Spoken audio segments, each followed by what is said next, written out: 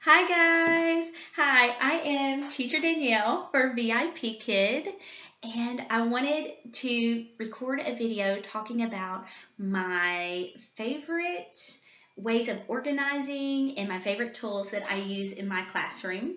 I really love the teachers' videos on YouTube. It has helped me so much in my classroom, and I really wanted to contribute that to you guys. So, to start,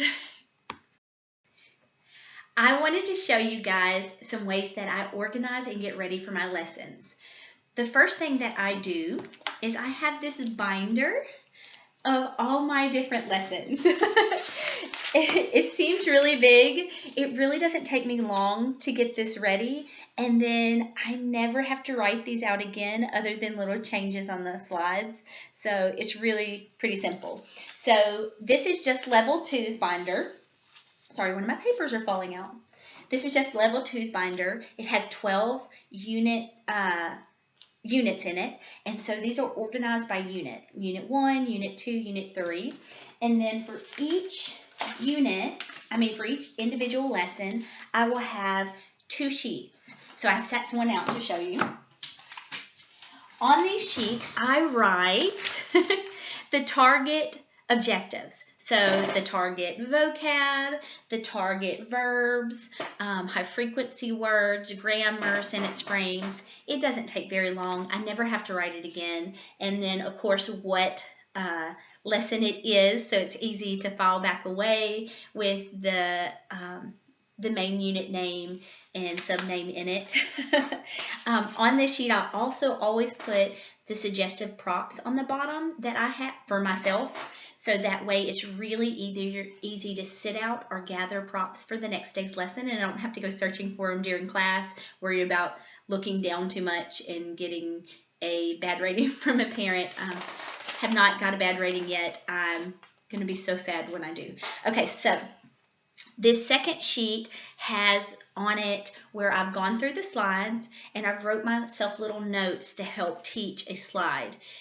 This one's really big because it's a unit assessment, so I'll always write what the main objectives were for the questions. And these both help me 100% with my feedback to parents, because I like to give really good feedback to parents. I can really tell that my students use my feedback and that they improve a lot, and most of my students rebook me, so I really try to use my feedback to really help a student, and this helps me write my feedback at the end of classes. And then I never have to write this out again. Sometimes I write myself a little note on it, but it's here and I don't have to write it again. I just have to get it out of my binder, and so it's really easy, totally worth it for me to do. I also have this little binder that I put students, all my students I have taught before. I filed them in here by name, the name that they go by at the top. So I do this on Post-its because then I could just stick them to the front of the lesson I'm going to teach the next day, and then I'll just put them in order, and so I can just move one over and go to the next lesson. It's just really simple and really easy. Helps me prepare for my next day very quickly. On these, I won't show you all the details, but on these I put the student's name that they go by, and then on the computer, and then I also will write if they go by a different name for class. I will write how to phonetically pronounce it if it's a difficult name for me to pronounce. I put little stars for how many times I've taught them before. I'll write what time their lesson is at, and they usually all rebook at the same time, so I don't have to rewrite most of this stuff. How many classes they've had, because I want to know if they've had like less than 15 classes or they've had 70 something. It's a completely different student. I write what props I've used with them before, so that way I can try to always give them a new prop, and if they liked a prop or didn't, so that way I know how to prepare for them. And then I like to write if they gave me 5 apples before or not, so I can make sure I tell them thank you. I think it's really important.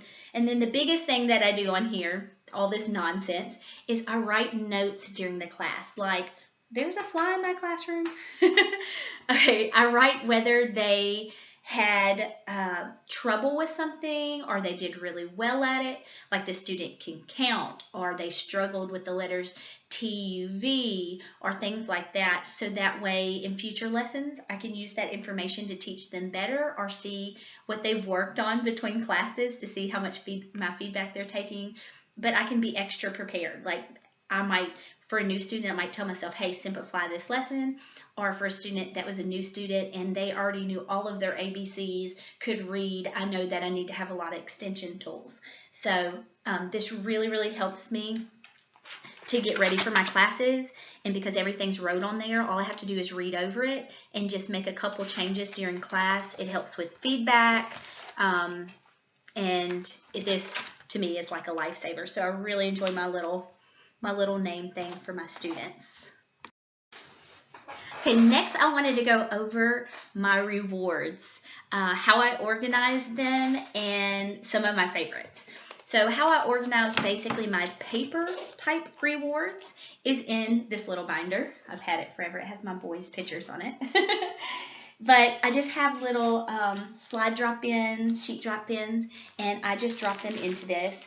And I don't use these a ton. I keep my favorites out most of the time.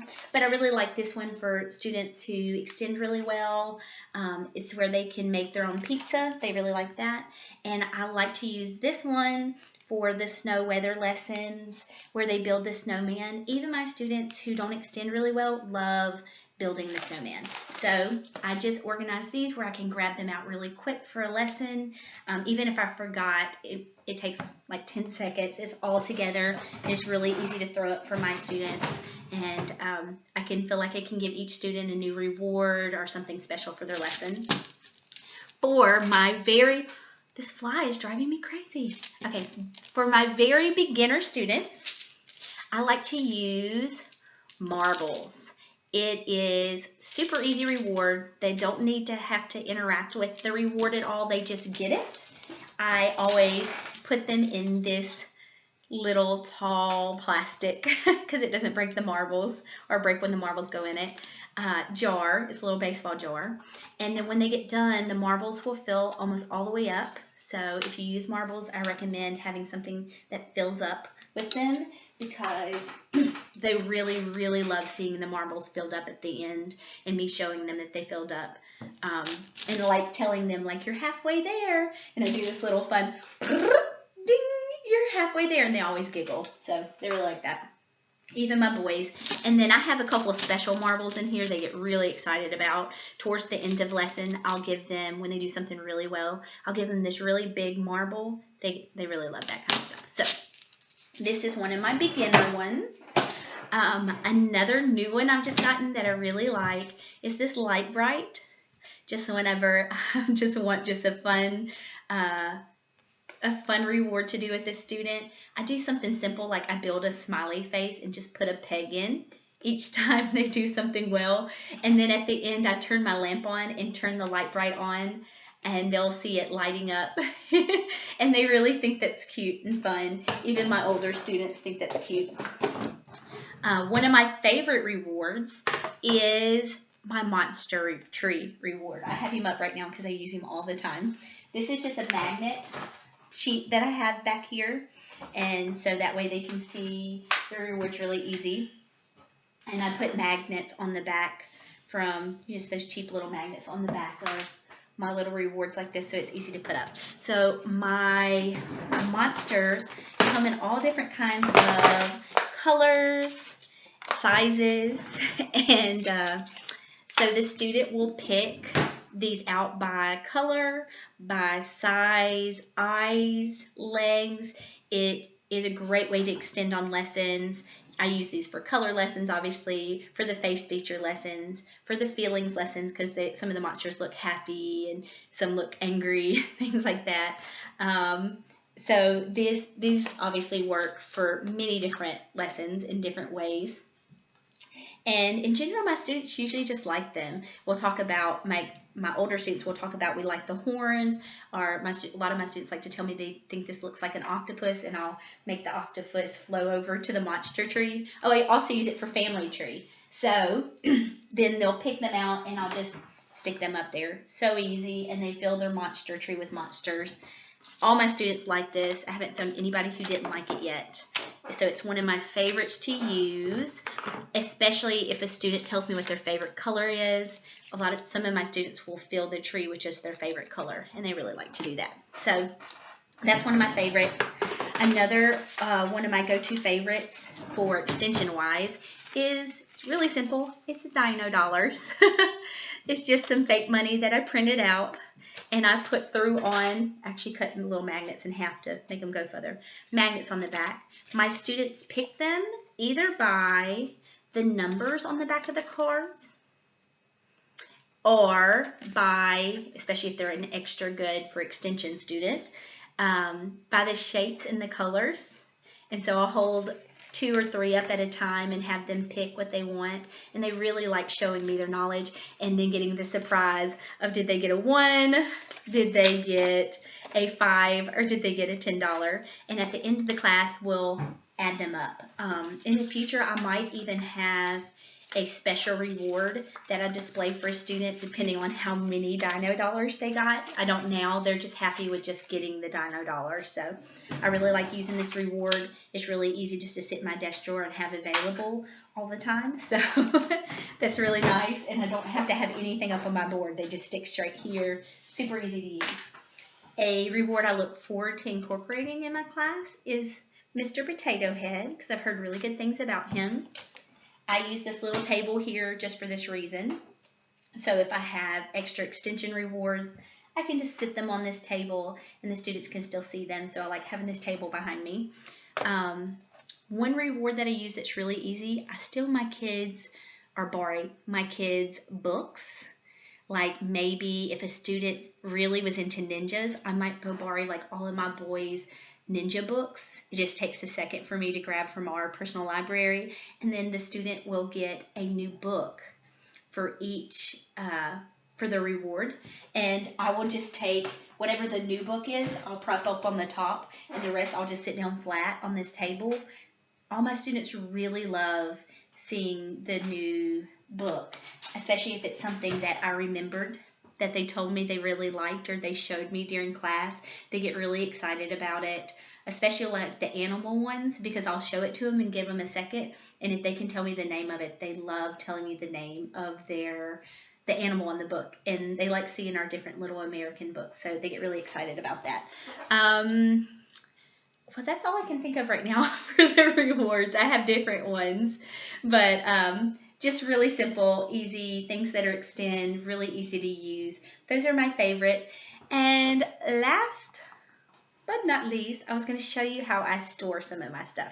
So I store my magnetic letters just on this little board, so I can pick it up and sit it beside my desk and grab my letters really easy without having to look away a lot.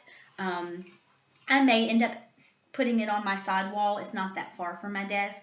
I don't want to reach away too often just to get a letter, so I tend to just stick it on this and just sit it in the floor beside me. It's really easy to pick up. I can sit it in my lap and pull up letters. I really suggest having at least one magnetic board, because so much of our stuff is magnetic that a lot of us teachers use. Having one magnetic board that you can use to present stuff during class. And of course I have tons of dry erase boards. Oh, hey, I do have one more thing. I love using my pronoun dry erase board for my level 2 students. Level 2 students are learning a lot about pronoun and subject agreement at its basic. And so whether you add an S or not. So I like to do I, you, we, they, and then I'll have a verb written and no S. So I run, you run, no S. And then I'll do he, she, and they'll repeat after me. It runs, and then we'll underline the S or circle it. S with an S. And then I'll always add that to the feedback.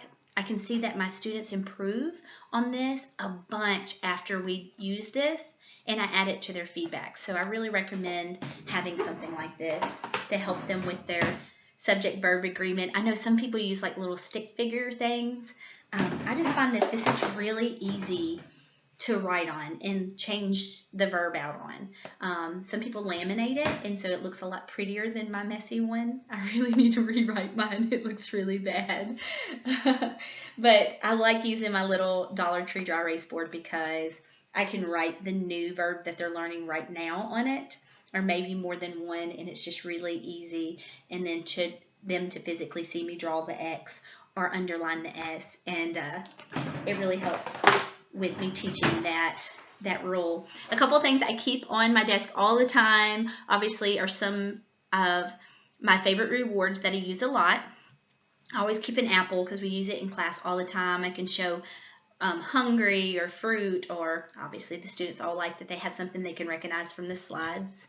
Always keep a computer mouse for my level 2 because we use it for a lot of the beginning slides to teach the students how to interact. I have this little Dollar Tree pack of animals and things like a little pig and horse. I use them for lots of different lessons. The kids love when I make the pig sound. I always keep a ball.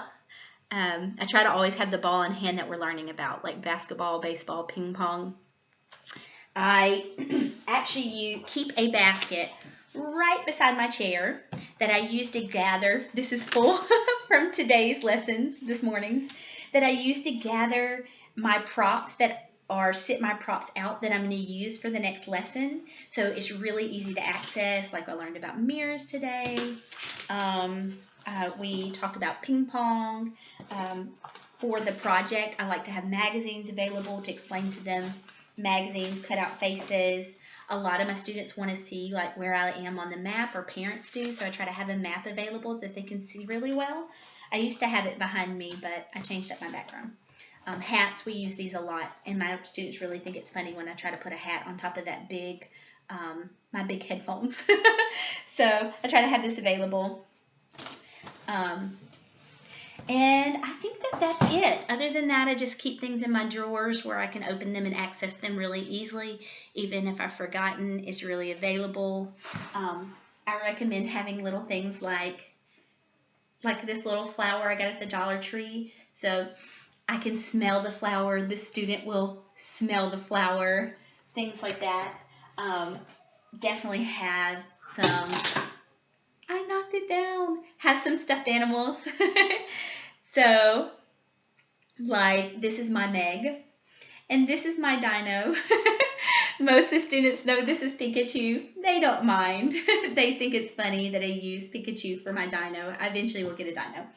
All right, so that is it, guys. I hope that I have helped some of you new teachers prepare for your classrooms. Happy teaching.